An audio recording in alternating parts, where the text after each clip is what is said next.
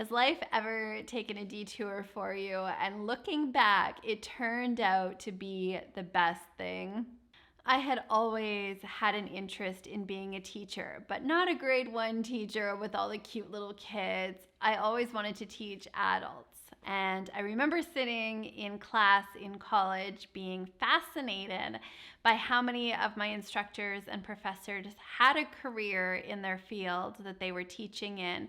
And their teaching was more like this side gig or passion project. The only way I knew possible to teach adults was in university. And to do that, I would need a university degree and then a master's degree. And I worked hard to get my bachelor's degree, doing it part-time while working full-time in my career.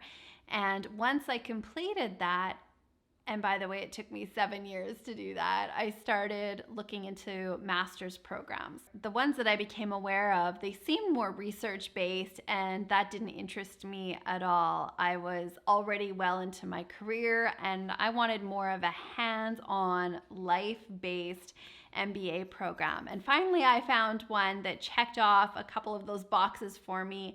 And one of the boxes it checked off is it was international, which was another big passion of mine. And it had an incredible business program. And so off I went, really starting to take the steps that I could take to get accepted into that MBA program. And that was preparing for the GMAT exam, which is similar to an LSAT to get into law school. So I wrote this exam and I did just okay. But I took that anyways and I applied to the business school, and as a result of that, I received a conditional acceptance. All this time, I was in my executive position, I was building a company, and no one at that company knew what I was up to. Jeff and I, my husband and I, we kept taking the steps that we could take, and we were working at getting our house ready for sale for this pending move overseas. And school was set to start in mid-September. And here it was, now it's August, and I finally received this conditional acceptance letter. But they wanted me to rewrite the GMAT. So off I went for a weekend away to do a prep course. I rewrote the exam and was fully accepted. I was thrilled. This dream was about to become real. And so the next step, and it was a scary one, I wrote up my letter of resignation. And with this lump in my throat, I walked into my boss's office to tell him what I was up to. And shock would be an understatement about the way that he looked when I told him this. And he tried really hard to keep this poker face, but I could tell that he was pretty disappointed. I had worked side by side this man building a company for many years, and it was a hard job, and we had navigated a lot together. And I felt like we were now in an okay position, and it was okay to leave. Not great, but okay. And he thought otherwise. I don't remember his words that day and what he said, but within a day or so, he came back to me with an offer to stay. And part of that offer was financial, which had never really been my driver. But the other was a vision of where we were taking the company. After much discussion and entertaining both dreams and both possibilities, ultimately Jeff and I decided to stay. I graciously turned down the MBA school and we set our minds on a new path. Despite our best efforts in that company and the dreams for that company, they were never fully realized, and that's a story for another time. And I've noticed that from time to time, there could be some resentment in me thinking, oh, maybe I shouldn't have stayed and we should have gone.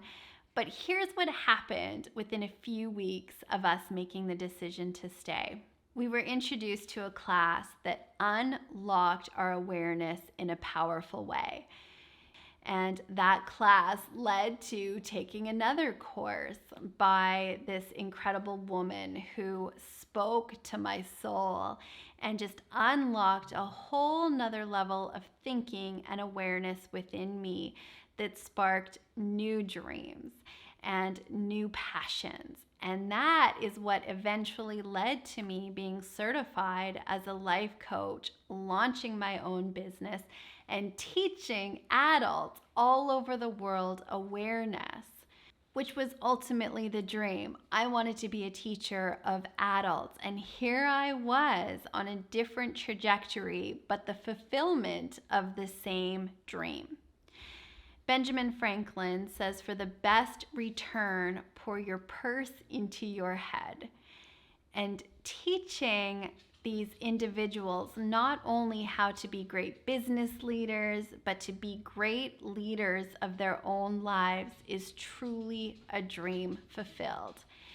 And if I would have gone ahead and taken that MBA, there's a good chance I would have felt this obligation to pursue teaching at a university, staying in my business career, just to justify the time, the financial investment that went into that MBA. There's a chance I would never have discovered that class and that particular teacher, and who knows, maybe confined to a classroom teaching stats or whatever that would have been, which is wonderful in some people's dreams, but I know it wouldn't have fed my soul for a very long time. I ultimately am so grateful for the detours. And as Steve Jobs famously said, we can never connect the dots looking forward. We can only connect the dots looking backwards. So somehow we have to trust that they will connect. So thinking about the detours in your life, and maybe things aren't quite unfolding how you would love or you think they should unfold. Remember, the how is none of your business. What is your business is the what. What would you love? What is your dream? And trust the process. Keep taking the steps you can take, trusting that ultimately, right now, the universe is conspiring for your greater good. Be grateful for the detours. They could take you to some amazing places. Here is to you living a life you love.